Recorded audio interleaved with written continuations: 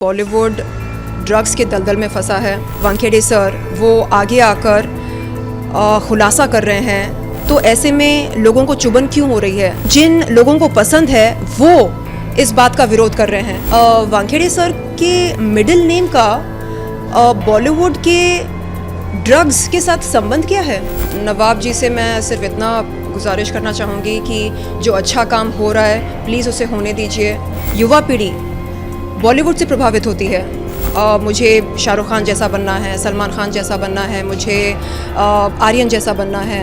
पहले बॉलीवुड को दलदल से बाहर निकलना चाहिए। ये जो ड्रग्स का कल्चर है इसे ख़त्म होना चाहिए। क्रूज ड्रग्स मामले में आर्यन खान की गिरफ्तारी के बाद एक बार फिर से बॉलीवुड चर्चा में है और बॉलीवुड में ड्रग्स का जो जाल है उसे लेकर फिर चर्चा हो रही है। इस वक्त मेरे साथ मौजूद हैं अभिनेत्री शर्लिन चोपड़ा। हम उनसे बात करेंगे इस बारे में। आर्यन खान की गिरफ्तारी के बाद एक बार फिर से बॉलीवुड चर्चा में है और फिर से इस बात की चर्चा हो रही है। तरह तरह के विवाद हो रहे हैं कि बॉलीवुड में ड्रग्स का जाल काफ़ी फैला हुआ है और तमाम सितारे जो हैं ड्रग्स लेते हैं। आपकी क्या राय है, क्योंकि आप इस इंडस्ट्री से जुड़ी हुई हैं तो आपने करीब से देखा होगा, जाना होगा, समझा होगा, तो आपकी क्या राय है इस पूरे मामले में? देखिए रवि जी, हम सब जानते हैं कि बॉलीवुड ड्रग्स के दलदल में फंसा है। यदि एनसीबी निडर होकर बॉलीवुड को इस दलदल से निकालना चाह रही है तो इसमें दिक्कत क्या है? एक बहादुर होनहार ऑफिसर जैसे वानखेड़े सर वो आगे आकर खुलासा कर रहे हैं हर दिन किसी नई बात का, तो ऐसे में लोगों को चुभन क्यों हो रही है? क्यों लोग नहीं चाहते कि बॉलीवुड स्वच्छ बने? क्यों लोग चाहते हैं कि बॉलीवुड में नशेड़ी हो, गंजेड़ी हो, चरसी हो? क्यों?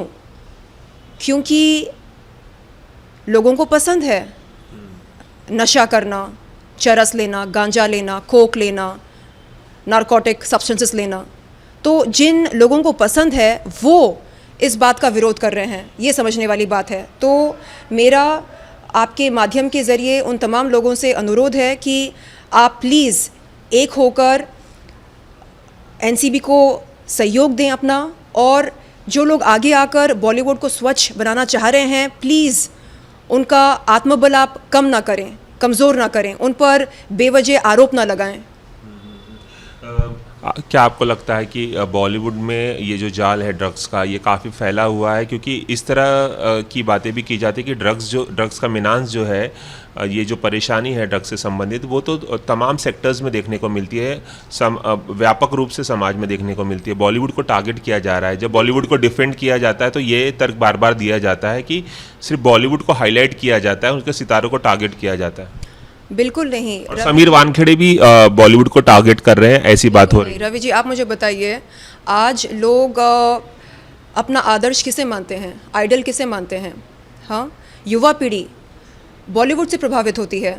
हम बॉलीवुड फिल्में देखते हैं, सिनेमा देखते हैं और हमें लगता है कि चलो मुझे शाहरुख खान जैसा बनना है, सलमान खान जैसा बनना है, मुझे आर्यन जैसा बनना है। तो ये जो हम कर रहे हैं, बॉलीवुड को अपना आदर्श मान रहे हैं, क्या ये सही है? और अगर सही है तो क्या बॉलीवुड को पहले सही नहीं होना चाहिए? पहले बॉलीवुड को दलदल से बाहर निकलना चाहिए।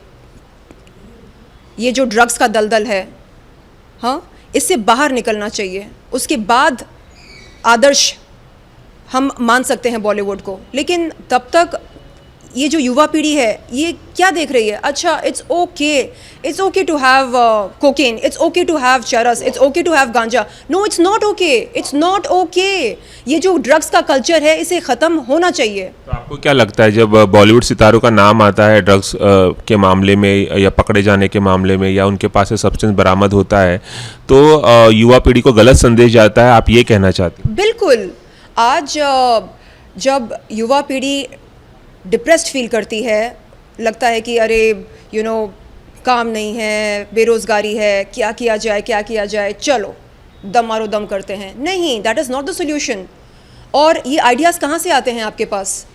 हाँ, आप अपने आदर्श को देख रहे हैं, अच्छा ये करते हैं, फलाना करते हैं, तो चलो मैं भी करता हूँ। नहीं, वो डूब मरेंगे चुल्लू भर पानी में, आप भी जाकर डूब मरेंगे? नहीं, मत करो ऐसा। आप इंस्पिरेशन लो, लेकिन सही लोगों से लो। It is not cool. लेकिन लोग समझते हैं कि पार्टी का मतलब अपर होना चाहिए। अपर का मतलब स्टिमुलेंट्स का मतलब cocaine, substances that take your spirit higher. But external factors की ज़रूरत क्या है? आप खुद से नहीं कर सकते हैं क्या? लेकिन ये जो आर्यन खान वाला मामला है, समीर वानखड़े जिसकी जांच कर रहे हैं, अब समीर वानखड़े जो है खुद जांच के घेरे में आ गए। नवाब मलिक ने तमाम आरोप लगा दिए, उनके बर्थ सर्टिफिकेट के फर्जी होने से लेकर शादी का जो मसला है, वो जन्म से ही मुस्लिम है और हिंदू नहीं है, ये तमाम मसले उन्होंने उठा दिए और फर्जीवाड़ा करके उन्होंने यूपीएससी की एग्ज़ाम दी और जॉब हासिल की। ये तमाम इल्ज़ाम अब समीर वानखड़े पर लग रहे हैं और नवाब मलिक ने चैलेंज कर दिया है कि अगर मेरे इल्ज़ाम गलत होंगे तो मैं राजनीति से संन्यास ले लूँगा। इस पे क्या कहें? बट ये इल्ज़ाम लगाने की ज़रूरत क्या थी? ये आरोप लगाने की ज़रूरत क्या थी? वानखेड़े सर के मिडिल नेम का बॉलीवुड के ड्रग्स के साथ संबंध क्या है? यानी अगर उनका मिडिल नेम कुछ और होता तो बॉलीवुड में ड्रग्स कम हो जाते या ज़्यादा हो जाते? उन्होंने ये भी इल्ज़ाम, समझ में नहीं आ रहा है कि ये कनेक्शन क्या है। उनका मिडिल नेम जो भी हो, उनके मिडिल नेम का बॉलीवुड के ड्रग्स के साथ जो ताल्लुक़ है, उसके साथ क्या ये सिंक्रोनिसिटी है? कोई कनेक्शन है? नहीं है। तो बेवजह आप जो मुद्दा है उसको ऑफ ट्रैक क्यों लेकर जा रहे हैं?